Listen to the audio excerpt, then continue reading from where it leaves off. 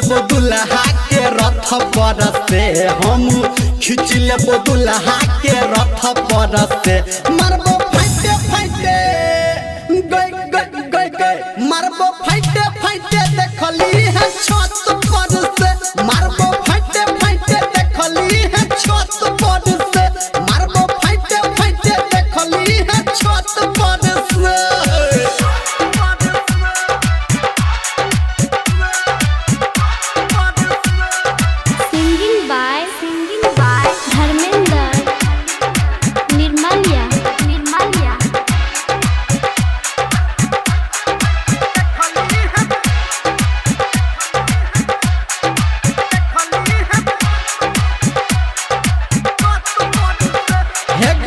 रहबन चैन से गरम केला माथा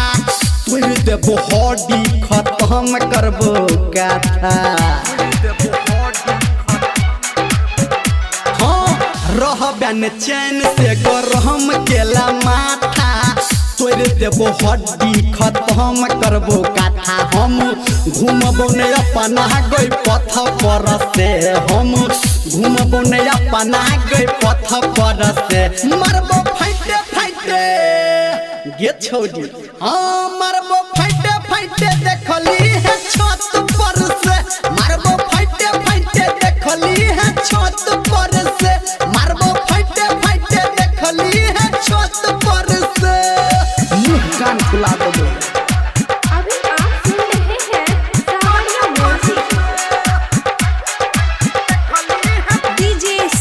सतीश डीजे सुमित सतीश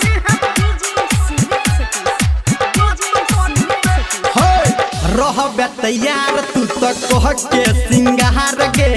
सबटा तोहर कह देबो बेकार गे हाँ रहबे तैयार तू तो कह के सिंगार गे सबटा तोहर कह देबो बेकार गे बात कहो धर्मेंद्र तथ पर से सच कह छोगे पंकज तथ पर से मारबो फाइटे फाइटे